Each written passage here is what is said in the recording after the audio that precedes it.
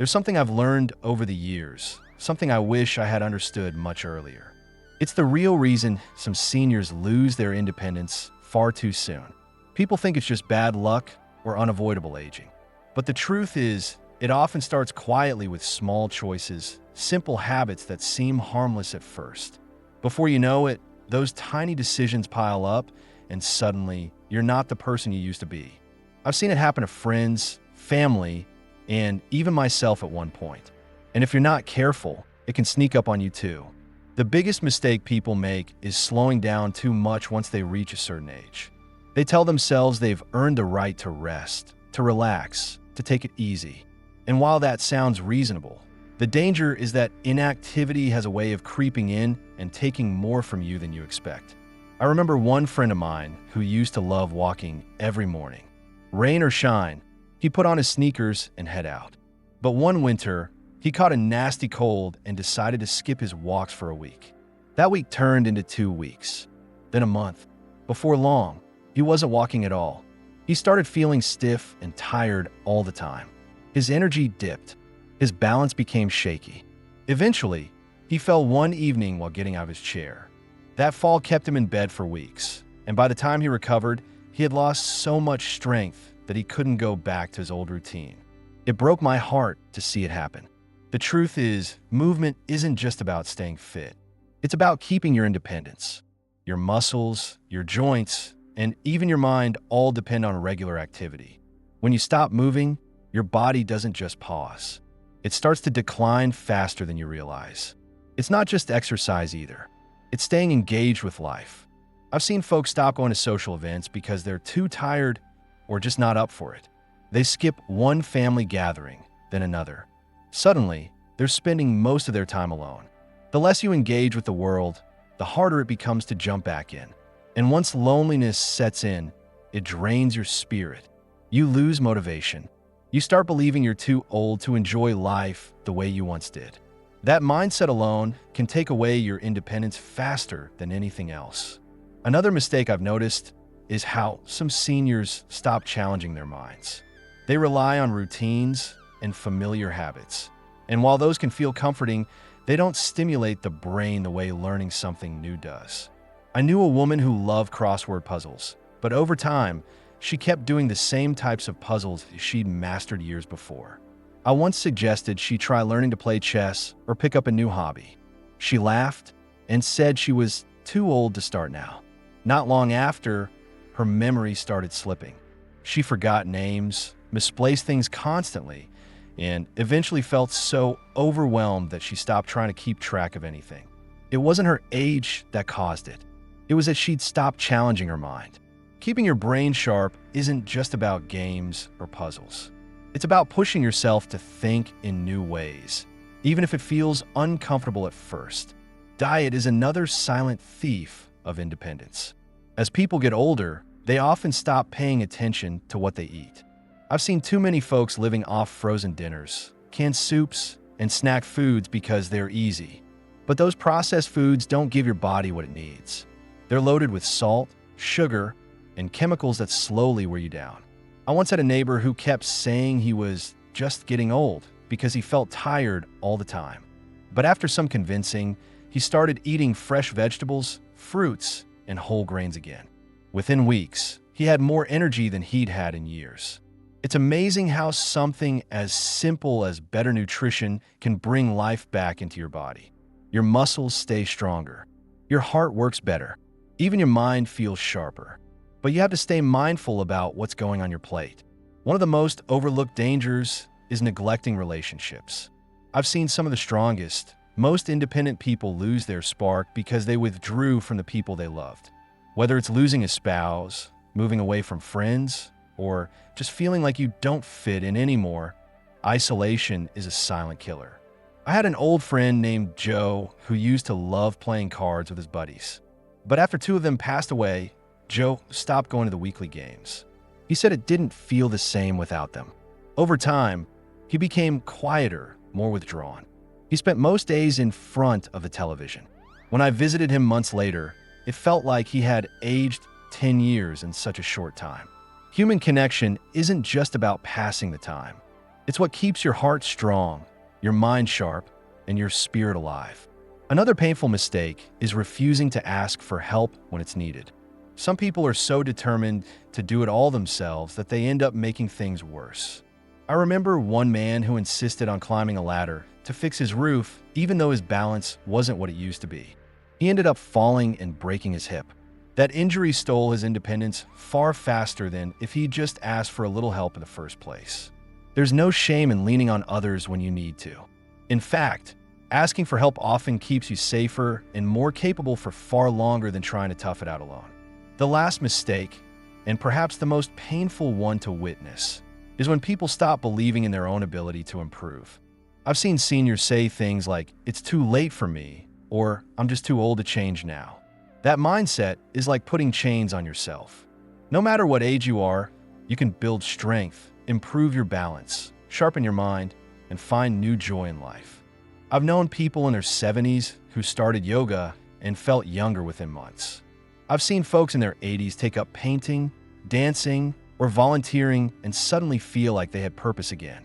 The key is refusing to believe that your best days are behind you. If you want to keep your independence as long as possible, you have to fight for it. Stay active even when you don't feel like it. Engage with people even when you'd rather stay home. Challenge your mind with new skills, hobbies, or experiences even if they seem intimidating. Eat foods that nourish you, not just what's convenient. And never be too proud to ask for help when you need it. Most importantly, never let yourself believe you're too old to grow stronger, wiser, and happier. I've seen people lose their independence far too soon. And I've seen others thrive well into their 90s because they refuse to let life slip away quietly. The choice isn't always easy, but it's worth it. Every day you keep moving, learning, and connecting is another day you're writing your own story instead of letting age write it for you. Now, let's clear some common questions. What impact does an overly cautious mindset have on a senior's ability to stay active and engaged? I've seen it happen too many times. Good people with strong minds and warm hearts slowly retreat from life because they become too cautious. They tell themselves they're just being careful, that they're avoiding risks for their own good. But what they don't realize is that this overly cautious mindset can quietly steal their strength, their confidence, and ultimately their independence. It doesn't happen overnight. It starts small with thoughts like, maybe I shouldn't go out in the rain today, or I'll skip the gathering because I don't feel quite up to it. At first, these choices seem wise. They feel like the responsible thing to do. But with each decision to hold back, the walls start closing in, and before you know it, those walls become hard to break through. I remember an old friend of mine named Bill. Bill was always an active guy in his younger years. He loved fishing, fixing things around the house, and driving out to visit family whenever he could. But as he got older, I noticed he started hesitating more and more. One winter, he slipped on an icy patch outside his front door. It wasn't a serious fall, but it shook him up. After that, he became nervous about walking on anything that looked even remotely slippery. Soon, he stopped going out on cold mornings altogether. He'd tell me, "I'll just wait for a warmer day," but those warmer days never seemed to be warm enough. Before long, he stopped going to the hardware store, skipped his weekly coffee meetups, and spent most of his time indoors. The man who once seemed full of life and curiosity was now glued to his armchair, watching television for hours on end. When I visited him, I could see the change in his posture, the stiffness in his joints, and the sadness in his eyes. He kept saying he was just playing it safe, but in reality, his fear was quietly draining away his independence. The tricky part about being too cautious is that it feels like you're doing the right thing. After all, isn't it smart to avoid unnecessary risks?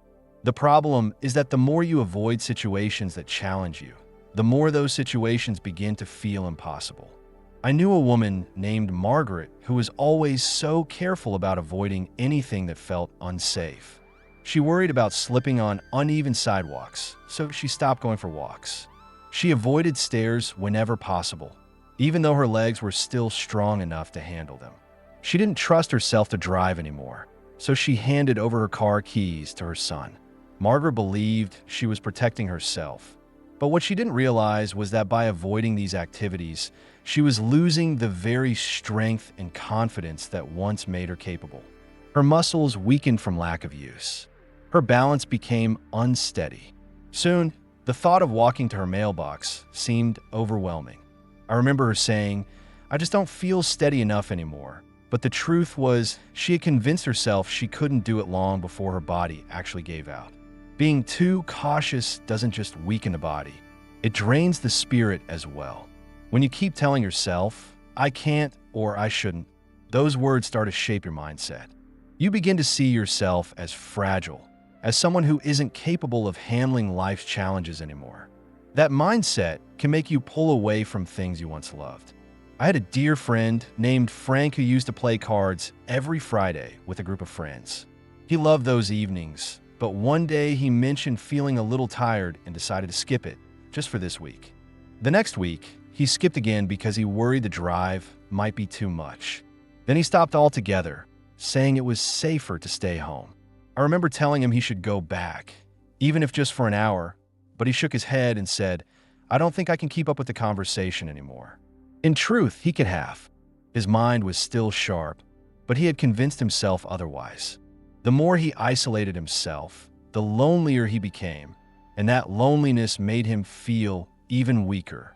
What makes this mindset so dangerous is that it doesn't feel like you're giving up at first. It feels like you're protecting yourself. But what's really happening is that you're giving away your power bit by bit. The less you move, the harder movement becomes. The less you engage with people, the harder it feels to reconnect. The less you challenge your mind, the more uncertain you feel about your own abilities.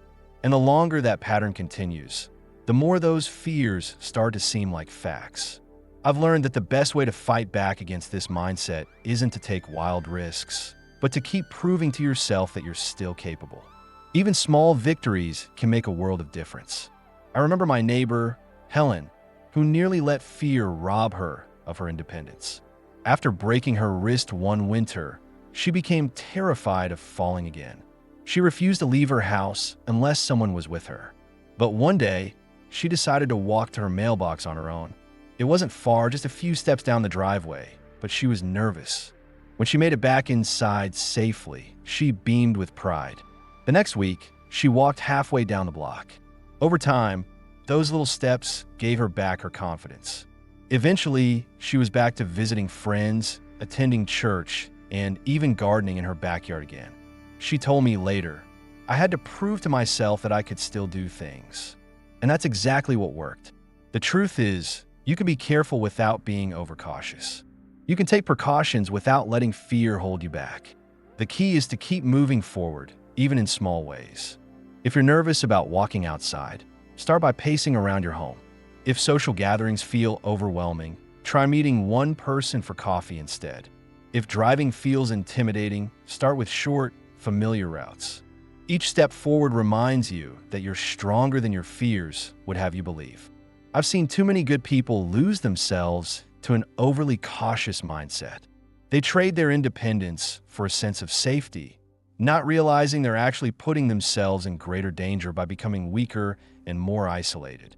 The safest thing you can do is to keep challenging yourself.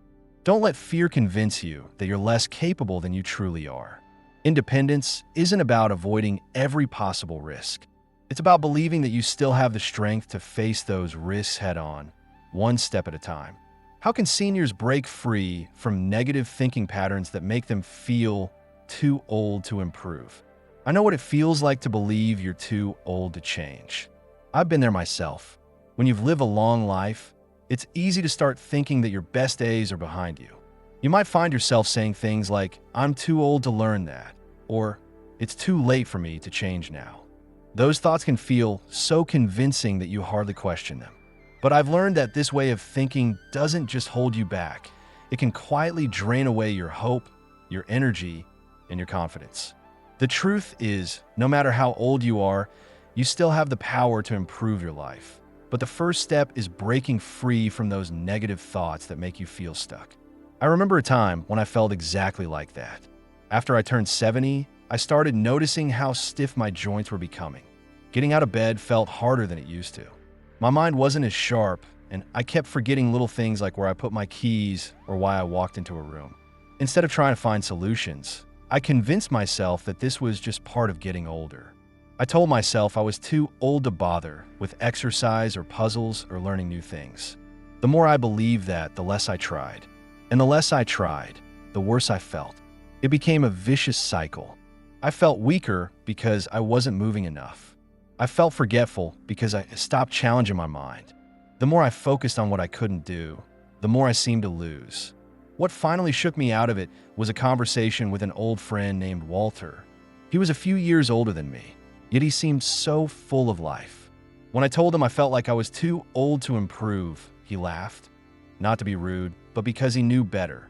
He told me, "The only reason you feel too old is because you keep telling yourself you are." His words stuck with me. I realized that my real problem wasn't my age. It was what I believed about my age.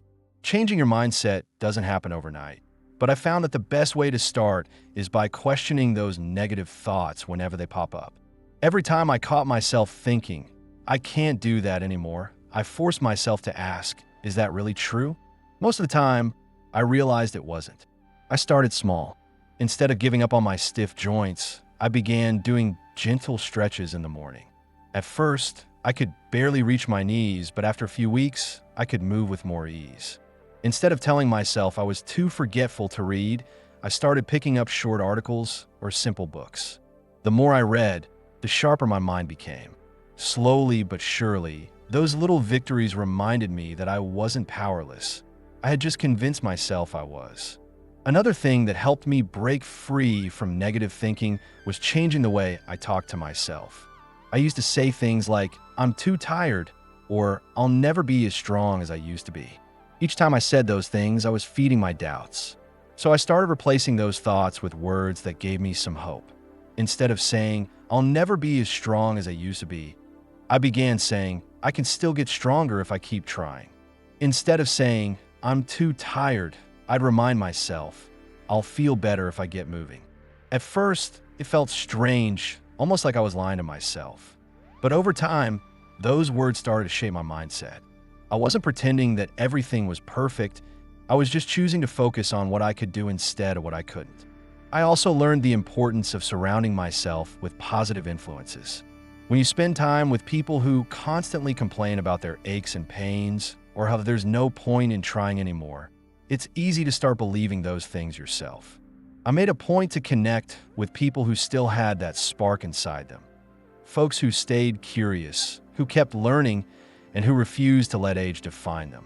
Those conversations reminded me that I didn't have to accept the idea that old meant finished. Of course, breaking free from negative thinking isn't just about attitude. It's about action too. The best way to silence those thoughts that say you can't is to go out and prove that you can. I remember feeling nervous about joining a local walking group. I worried that I wouldn't be able to keep up or that I'd embarrass myself. But I pushed myself to go anyway. At first, I was the slowest one there, but no one seemed to mind. Week after week, I showed up. Soon enough, I wasn't struggling to keep pace anymore. I was walking stronger and faster than I had in years. The pride I felt in those moments did more to erase my negative thinking than any pep talk ever could.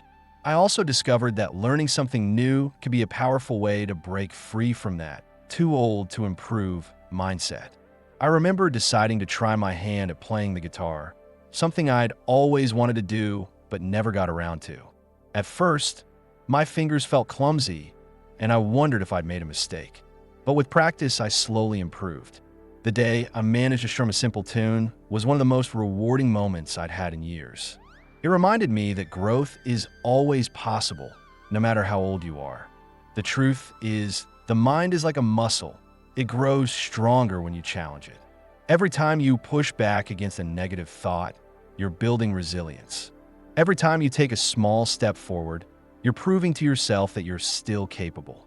And with each success, no matter how small, you start to believe in yourself again. I've seen too many people let their own thinking rob them of the life they could still be living. They tell themselves they're too old, too tired, or too far gone to improve. But the truth is, the greatest change happens when you stop believing those lies and start giving yourself a chance. No matter your age, there's still room to grow, to learn, and to improve. The key is to stop focusing on what's behind you and start focusing on what's still possible. Because as long as you're still breathing, there's still time to make today better than yesterday. What practical steps can seniors take today to protect their independence and build a more fulfilling life? One of the most powerful steps you can take is to keep moving. Staying active isn't just about exercise. It's about proving to yourself that your body can still carry you through life. I remember when I started feeling weaker in my legs, and I told myself that I should take it easy. But the more I sat still, the harder it became to do simple things like climbing stairs or getting out of a chair. So I started walking every morning, even when I didn't feel like it. At first, I could only manage a few blocks before I was winded. But each day, I pushed myself to go a little farther. Eventually, I was walking for an hour without a problem. That small decision to stay active gave me back the confidence to move through life without feeling fragile. Another key step is to challenge your mind. I've seen far too many people let their thinking grow rusty because they stop giving their brain new things to explore. I remember a time when I started forgetting names and misplacing my glasses. It scared me, but instead of giving up, I started doing puzzles, reading books, and even learning how to use my smartphone better. Those mental challenges helped sharpen my mind again, and they reminded me that I was still capable of learning and growing. Building strong connections with others is just as important as taking care of your body and mind. Isolation can sneak up on you, especially as friends move away or life slows down. But staying connected keeps you engaged and reminds you that you're not alone. I make a point to call my friends regularly, even if it's just to say hello. I've also joined local groups where I can meet people who share my interests. Those connections keep my spirit strong, and they give me reasons to stay active and involved. Taking care of your home environment is another powerful way to protect your independence. I learned the hard way that clutter and poorly placed furniture can turn simple tasks into risky challenges. After a small fall in my living room, I decided to make some changes. I rearranged furniture to create clear walking paths, added brighter lights in dark corners, and put non-slip mats in my bathroom. These simple adjustments gave me more confidence to move freely without constantly worrying about falling. Another important step is to stay on top of your health. It's tempting to ignore those little aches and pains, but I've learned that getting regular checkups can make all the difference.